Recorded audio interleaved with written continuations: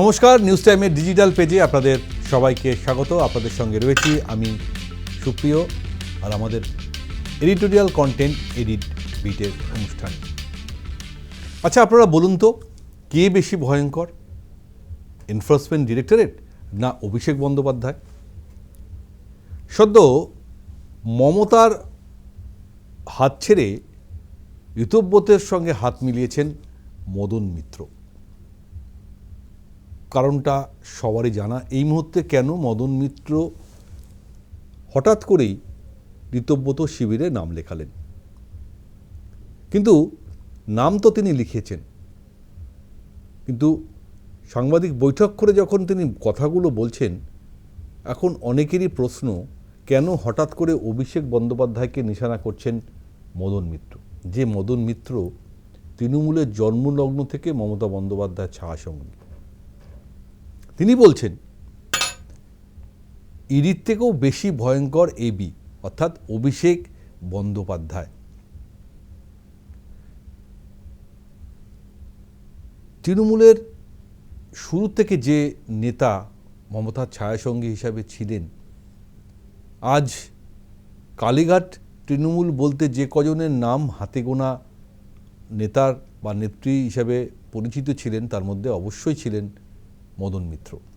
কারণ তার আগে আমরা দেখেছি ফিরহাদ হাকিম, অরূপ বিশ্বাস, চন্দ্রিমা ভট্টাচার্য, সন্দীপন সাহা, এরা সবাই একে একে জাভেদ খান, ঋতব্রত শিবিরে নাম লিখিয়েছিলেন। কিন্তু মদন মিত্র শেষ দিন পর্যন্ত মমতার ছায়াসঙ্গী ছিলেন। কিন্তু গতকাল হঠাৎ করেই নিয়োগ দুর্নীতিতে ইডির সমন পাওয়ার পরেই সব কিছু যেন উল্টোপাল্টা হয়ে গেল। যে মদন মিত্র মমতা বন্দ্যোপাধ্যায়ের হয়ে গলা ফাটাচ্ছিলেন, তিনি আজ উল্টো সুরে কথা বলছেন। তাদেরকে নাকি চাকর বাকরের মতন ব্যবহার করা হতো, তাদের কথা শোনা হতো না, এবং সিআইডি দিয়ে, পুলিশ দিয়ে ভয় দেখানো হতো। মন্ত্রী হতে গেলে 10 কোটি টাকা দিতে হতো, মানে 10 দলকে তুলে দিতে হবে, না হলে কিন্তু এই দলে, অর্থাৎ মমতা বন্দ্যোপাধ্যায়ের তৃণমূল দলে তাদের কোনো স্থান থাকতো না। তাদেরকে অসম্মান করা হতো। কিন্তু কেন আজকে হঠাৎ এটা মনে হলো? তো আগেও মনে হতে পারত।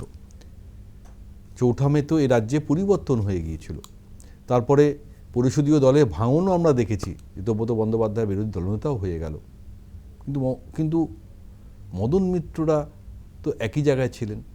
তাহলে কি আসল কারণ ইডির সমন, বা ভালো তৃণমূল হওয়ার চেষ্টা ঋতব্রত শিবিরে নাম লিখিয়ে? এই প্রশ্ন কিন্তু এখন রাজনৈতিক মহলে আছে। তবে মদন মিত্রও নয়, অনুব্রত মণ্ডলও কিন্তু ঘুরিয়ে আজ অভিষেক বন্দ্যোপাধ্যায়ের নাম আনছেন, কেন তাকে জেলে যেতে হয়েছিল বলে। দুটো বিষয় এক, কারণ তাদের টার্গেট অভিষেক বন্দ্যোপাধ্যায়। যে অভিষেক বন্দ্যোপাধ্যায় এখন নিজেকে বাঁচতে বারবার আদালতে যেতে হচ্ছে রক্ষা কবচ নিতে, এবং আজও তাকে কণ্ঠস্বরের নমুনা দিতে আদালতের নির্দেশে হাজির হতে হয়েছিল বিধাননগরের কোর্টে। কিন্তু আজ যখন মমতা বড্ড একা নিঃসঙ্গ হয়ে পড়ছেন, যে মানুষগুলো তার পাশে ছিলেন, ধীরে ধীরে তারাও কিন্তু মমতার ছায়াসঙ্গী হিসেবে যারা ছিলেন, তারা কিন্তু দূরে সরে যাচ্ছেন। ফলে আলোচনাটা এখন এই জায়গায় এসে পৌঁছেছে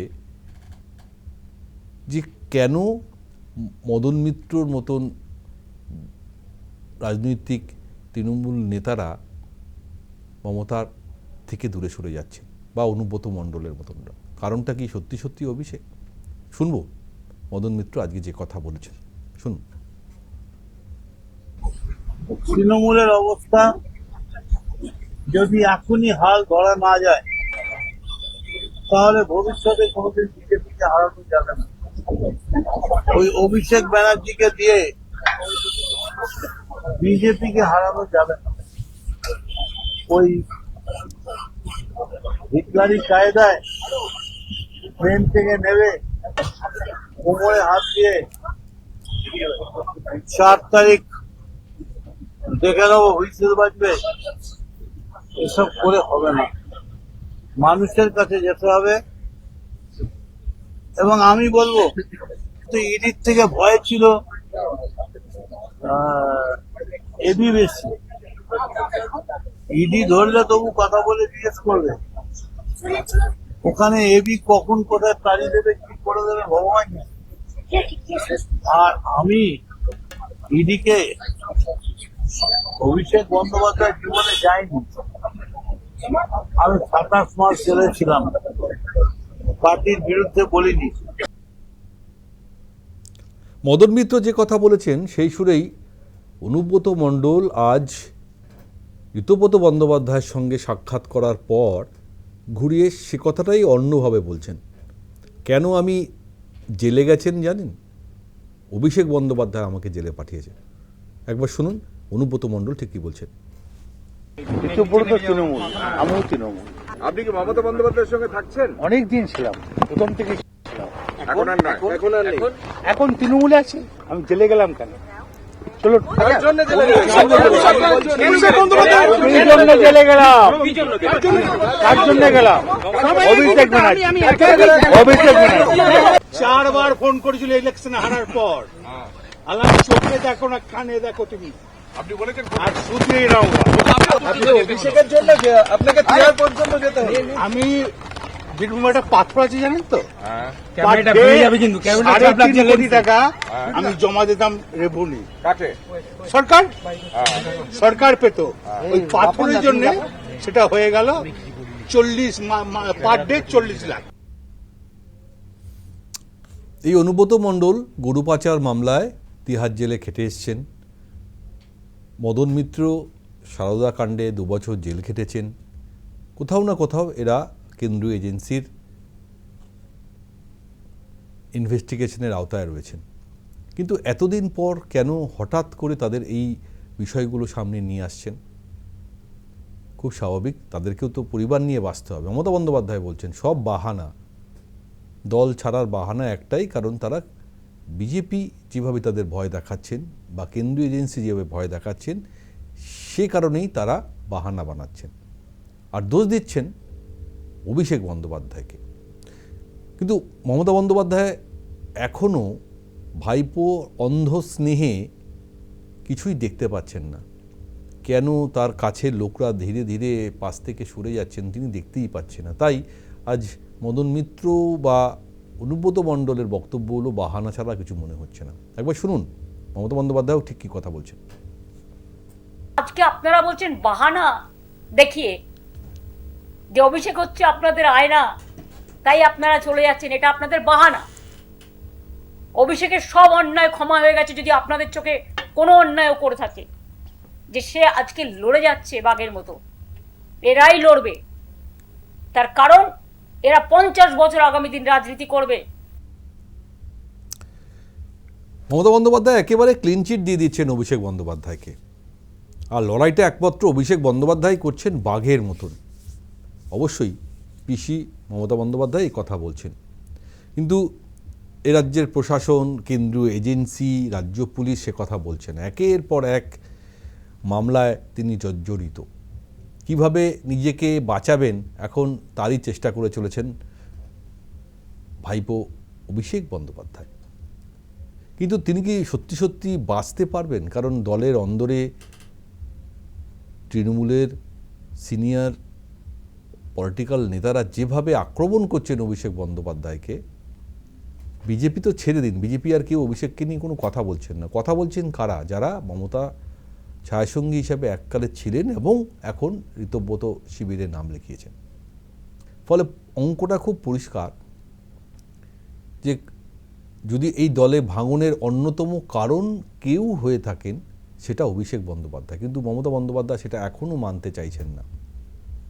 ফলে যত সময় যাবে সংসদীয় দল ভেঙেছে, পরিষদীয় দল ভেঙেছে, কলকাতা কর্পোরেশনের কাউন্সিলররাও ধীরে ধীরে সরে যাচ্ছেন, বিভিন্ন জায়গায় বিভিন্ন জেলার পৌরসভা ভেঙে যাচ্ছে, পঞ্চায়েত, গ্রাম পঞ্চায়েত যা আছে সেখানেও তাদের লোকরা ধীরে ধীরে পদত্যাগ করছেন। ফলে কোনো কিছুই আর মমতা বন্দ্যোপাধ্যায়ের সঙ্গে নেই, কিন্তু তা সত্ত্বেও তিনি লড়াই করে যাচ্ছেন।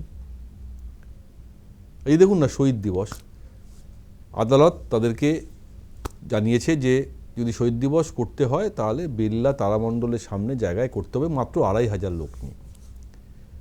দীর্ঘ 30 বছর ধরে ধর্মতলায় মমতা বন্দ্যোপাধ্যায় এই শহীদ দিবস পালন করতেন। দেখুন, সেই মিত্ররা চলে যাওয়ার পরেও সভাস্থলটাও চলে গেল। মানে মমতা বন্দ্যোপাধ্যায়ের হাতে আর কিছু নেই, আছে একমাত্র কে? ভাইপো। তিনি প্রাইভেট জেট, প্রাইভেট হেলিকপ্টারে ঘুরে বেড়ান আর দলের ফান্ড থেকে সেই টাকা যায়। তাই ফান্ড নিয়েও কিন্তু অনেক প্রশ্ন, যে দলের তহবিলের টাকা নিয়ে কি সাইফন হয়েছে। ইতোপত বন্দ্যোপাধ্যায়রা তো বারবার সে কথা বলছেন।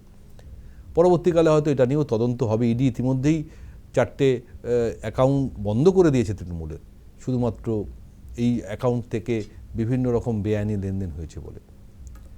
ফলে গোড়ায় গরদ তো আছেই, কিন্তু তৃণমূল দলের মধ্যে আসল অপরাধিতা চিহ্নিতকরণ কিন্তু কেউ করতে পারছেন না। কারণ মমতা বন্দ্যোপাধ্যায় দীর্ঘ রাজনৈতিক কেরিয়ার, সাংসদ, বিধায়ক, মুখ্যমন্ত্রী সমস্ত কিছু সামলেছেন, কিন্তু এখন তিনি প্রায় নিঃস্ব। সর্বভারতীয় রাজনীতির ক্ষেত্রেও তিনি কোথায় তার স্থান হবে সেটাও এখন বড় প্রশ্ন। ফলে যত দ্রুত তিনি বুঝতে পারবেন যে দলকে যদি বাঁচাতে হয় বা কালীঘাট তৃণমূল হিসাবেও নিজেকে বাঁচাতে হয়, তাহলে তাকে কিছু করতে হবে।